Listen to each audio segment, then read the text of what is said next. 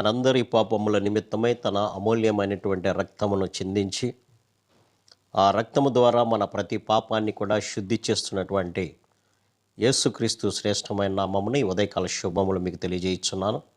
ఇది నా దేవుని యొక్క వాక్య ధ్యానము. నిశ్చయముగా అతడు మన రోగములను భరించెను. యెషయా గ్రంథము 53వ అధ్యాయము 4వ వచనం. ఇక్కడ ఈ మాటలు ప్రభు అయినటువంటి యేసుక్రీస్తుని గురించి వ్రాయబడిన ప్రియులరా. అతడు మన రోగములను భరించెను అంటున్నాడు. ఇక్కడ శరీర సంబంధమైనటువంటి రోగములను గురించి భక్తుడు రాయట్లేదు, కానీ ఆత్మ సంబంధమైనటువంటి రోగము గురించి వ్రాస్తున్నాడు. ఈ శరీర సంబంధమైనటువంటి రోగాల్లో మనందరికీ తెలుసు. అయితే ఆత్మ సంబంధమైనటువంటి రోగం ఏంటి అనేటువంటి ఆలోచన కలిగి ఉండొచ్చు. ఈ ఆత్మ సంబంధమైనటువంటి రోగమే పాపము. ఆ పాపము ఆయనే భరించాడు ప్రియులారా. ఆనాడు ఏదెను వనంలో ఆదాము అవ్వలు చేసినటువంటి అవిధేయ కార్యము వలన మానవుని యొక్క జీవితంలోనికి పాపం అనేది ప్రవేశించింది. ఎప్పుడైతే వారు అవిధేయమైనటువంటి క్రియను చేశారో, వారు పాపాన్ని మూటగట్టుకున్నారు. ఆ పాపం ద్వారా మానవుని యొక్క జీవితానికి మరణము అనేది సంభవించింది. ఆనాటి నుంచి ఈనాటి వరకు కూడా ప్రతి మానవుడు కూడా దేవుడు ఏర్పాటు చేసుకున్నటువంటి పరిశుద్ధమైనటువంటి జీవితాన్ని చెరిపివేసుకొని ఈలోక సంబంధమైనటువంటి కోరికల చేత, ఈలోక సంబంధమైనటువంటి ఆశల చేత పరుగులెడుతూ తన యొక్క జీవితాన్ని పాపమయం చేసుకుంటున్నాడు. ఆ పాపమయం కలిగినటువంటి స్థితిలో ఉన్నటువంటి మానవుడు నడిచేది సాతాను యొక్క త్రోవలో నడుస్తూ నిత్యమైనటువంటి మరణ దారిలోకి వాడు వెళ్తున్నాడు. అందుకనే సామెతల గ్రంథములు కూడా ఒకని మార్గము వాని ఎదుట సరైనదిగా కనపడుతుంది, కానీ తుదకు అది మరణానికి దారితీస్తుందని వాక్యం సెలవిస్తుంది. కాబట్టి ప్రతి మానవుడు కూడా తన ఇష్టమైనటువంటి రీతిలో అతడు ప్రయాణం చేస్తూ తన యొక్క జీవితం మొత్తాన్ని పాపమయం చేసుకుంటున్నాడు. అటువంటి పాపము అనేటువంటి రోగాన్ని తీసివేయడానికే యేసుక్రీస్తు ఈ లోకానికి వచ్చారు పిల్లరా. మానవుని ద్వారా అంటినటువంటి పాపము మళ్ళీ మానవుని ద్వారానే తీసివేయబడాలి అనేటువంటి ఆలోచనతో యేసుక్రీస్తు ఈ లోకానికి శరీరధారిగా వచ్చారు.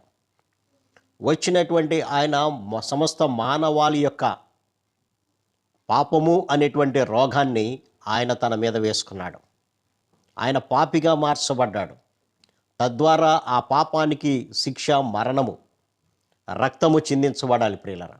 ఆ రక్తము చిందించబడటం ద్వారానే ప్రతి ఒక్కరికి కూడా పాప క్షమాపణ అందించాలి అనేటువంటి ఆలోచనతోనే సమస్త మానవాళి యొక్క పాపాన్ని ఆయన భుజాల మీద వేసుకున్నారు.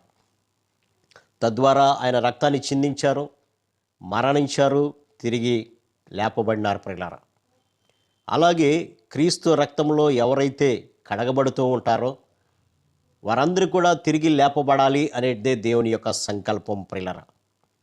కాబట్టి ఇక మీదట పాపము అనేటువంటి రోగం చేత ఏ ఒక్కరు కూడా మరణించకూడదు అనేదే దేవుని యొక్క ప్రణాళిక. అందువల్లనే మనందరి పాపములను ఆయన భుజం మీద వేసుకున్నారు. మరి మనందరి పాపాలు కూడా తీసివేయబడాలి అని అంటే ఆయన వైపు చూడాలి, ఆయన రక్తంలో కడగబడాలి. అప్పుడే మనందరి పాపాలు తీసివేయబడతాయి. కాబట్టి ఇది నా వాక్య ధ్యానం ద్వారా ప్రభు మనతో మాట్లాడుతున్నారు. నిశ్చయముగా అతడు మన రోగములను భరించెను. అవును, పాప రోగాన్ని తీసివేయడానికే ఆయన తన మీద వేసుకున్నాడు ప్రియులారా. కాబట్టి ఇది నా వాక్య ధ్యానం ద్వారా ఆయన వైపు చూద్దాం. మనందరినీ నిత్యమైనటువంటి నరకం నుంచి తప్పించి నిత్యమైనటువంటి పరలోకానికి చేర్చడానికి వచ్చినటువంటి చెందించినటువంటి యేసు రక్తం వైపు మనం చూసి ఆ రక్తంలో మనందరం కూడా మన ప్రతి పాపము కూడా కడిగి వేసుకొని పరిశుద్ధపరచుకొని ఆయనతో మళ్ళీ తిరిగి సహవాసం చేద్దాం. ఆయన నిత్య రాజ్యాన్ని చేరదాం. అట్టి కృప పరిశుద్ధాత్మ దేవుడు మనందరికీ దయచేయను గాక. ఆమేన్. ప్రార్థన. సర్వశక్తుడా, ప్రేమ గల మా తండ్రి, మీరు ఇచ్చినటువంటి శ్రేష్టమైన మాటలను బట్టి మీకు వందనాలు తండ్రి. నాయనా, పాపం అనేటువంటి రోగం ద్వారా మేము మరణించవలసి వచ్చినాయి ఉండగా నాయనా, మా ప్రతి పాప రోగాన్ని మీ మీద వేసుకుని నాయన మీరు మరణించి ఆ మరణాన్ని జయించి తిరిగి లేచారు ప్రభు. అందుని బట్టి మీకు వందనాలు తండ్రి.